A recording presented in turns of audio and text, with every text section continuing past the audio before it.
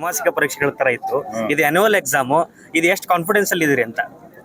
ನನಗಿಂತ ಹೆಚ್ಚಾಗಿ ನಮ್ಮ ಪಕ್ಷದ ಕಾರ್ಯಕರ್ತರು ಉತ್ಸಾಹದಲ್ಲಿದ್ದಾರೆ, ವಿಶ್ವಾಸದಲ್ಲಿದ್ದಾರೆ. ಅದು ಬಹಳ ಪ್ರಮುಖವಾಗಿರ್ತಕ್ಕಂಥದ್ದು.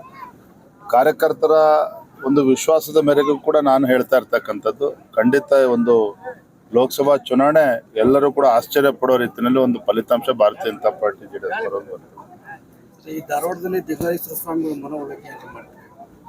ನೋಡಿ. ಸ್ವತಃ ನಾನು ಕೂಡ ಮಾತನಾಡಿದ್ದೇನೆ, ಸನ್ಮಾನ್ಯ ಯಡಿಯೂರಪ್ಪನವರು ಕೂಡ ಮಾತನಾಡೋಂಥ ಪ್ರಯತ್ನ ಮಾಡಿದ್ದಾರೆ. ನೋಡಿ, ಇನ್ನು ಸಮಯ ಇದೆ, ಮಾತನಾಡ್ತಾರೆ. ಕುಮಾರಸ್ವಾಮಿ ಅವರ ಬಿಡದಿ ತೋಟದಲ್ಲಿ ಔತಣಕೂಟ ಏರ್ಪಡಿಸಿದ್ರ ಬಗ್ಗೆ ಸಾಕಷ್ಟು ಚರ್ಚೆ ಆಗ್ತಿದೆ. ಡಿ ಕೆ ಶಿವಕುಮಾರ್ ಅವರು ಕರೋನಾ ಟೈಮಲ್ಲಿ ಮಾಡ್ಬೋದಿತ್ತಲ್ಲ, ಈ ಯಾಕೆಲ್ಲ ಮಾಡಿದ್ರು? ಒಕ್ಕಲಿಗರೆಲ್ಲ ಅಷ್ಟು ಮೂರ್ಖರಿಲ್ಲ ಅಂತೆಲ್ಲ ಮಾತಾಡಿದ್ದಾರೆ ಸರ್. ಇರಲಿ, ಭಾಳ ಡಿ ಕೆ ಶಿವಕುಮಾರ್ ಭಾಳ ಉತ್ಸಾಹದಲ್ಲಿದ್ದಾರೆ. ಉತ್ಸಾಹ ಚುನಾವಣಾ ಫಲಿತಾಂಶ ಬಂದ್ಮೇಲೆ ಎಲ್ಲವೂ ಕೂಡ ಅರಗ್ತದೆ ಸರ್. ಗ್ಯಾರಂಟಿ ವಿಚಾರದಲ್ಲಿ ಕಾಂಗ್ರೆಸ್ನವರು ಗ್ರಾಮೀಣ ಪ್ರದೇಶದಲ್ಲಿ ಶ್ರಮಿಕ ವರ್ಗದವ್ರನ್ನ ಫೋಕಸ್ ಮಾಡಿ ಮತಯಾಚನೆ ಮಾಡ್ತಾ ಹೋಗ್ತಿದ್ದಾರೆ. ತಾವು ಯಾವ ರೀತಿ ಇದನ್ನ ಫೇಸ್ ಮಾಡ್ತೀರಿ ಸರ್? ಯಾವ ಗ್ಯಾರಂಟಿ ಬಗ್ಗೆ ಮಾತನಾಡ್ತಾ ಇದ್ರೆ, ಒಂದು ಕೈಲಿ ಕೊಟ್ಟು ಮತ್ತೊಂದು ಕೈಲಿ ಕಿತ್ಕೊಳ್ತಕ್ಕಂಥ ಕೆಲಸ ಕಾಂಗ್ರೆಸ್ ಅಲ್ಲಿ ಮಾಡ್ತಾ ಇದೆ. ರಾಜ್ಯದ ಜನತೆ ಮುಂದೆ ನಾವು ಕೂಡ ಇಡ್ತಾ ಇದ್ದೇವೆ. ಜನರಿಗೆ ಅರ್ಥ ಆಗ್ತದೆ ಸತ್ಯಾಂಶ ಏನು ಅಂತೇಳಿ.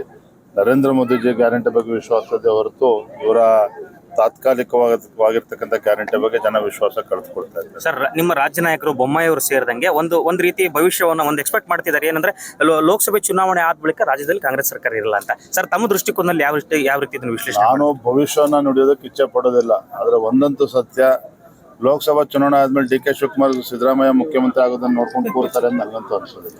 Thank you. ನ್ಯೂಸ್ ಫಸ್ಟ್, ನಿರ್ಭೀತಿಯಿಂದ ನಿಮ್ಮ ಪರವಾಗಿ.